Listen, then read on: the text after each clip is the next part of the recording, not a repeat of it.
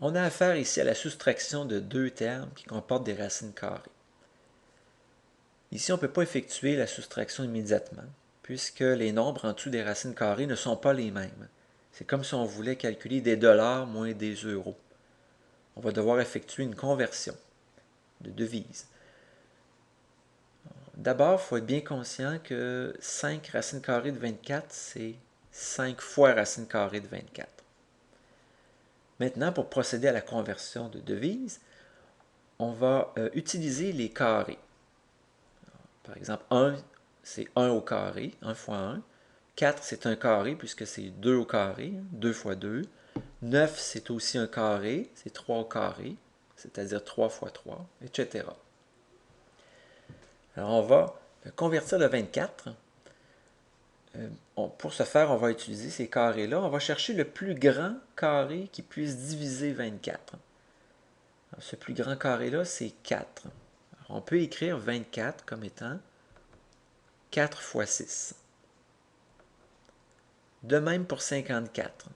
On cherche le plus grand carré qui puisse diviser 54. Ce plus grand carré, c'est 9. En effet, 54 divisé par 9 donne 6.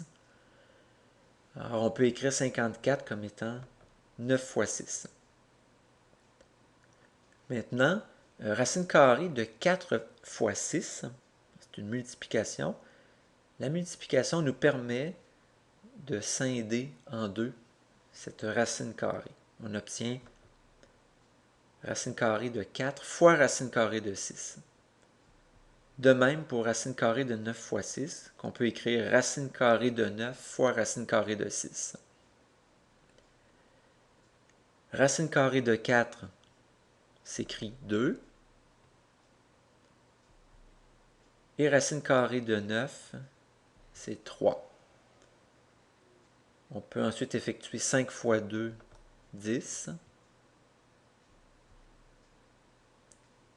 Et comme on a dit tantôt, 10 fois racine carrée de 6, ça s'écrit 10 racine carrée de 6. De même, 3 fois racine carrée de 6 s'écrit 3 racine carrée de 6. Il nous reste à faire 10 pesos moins 3 pesos égale 7 pesos.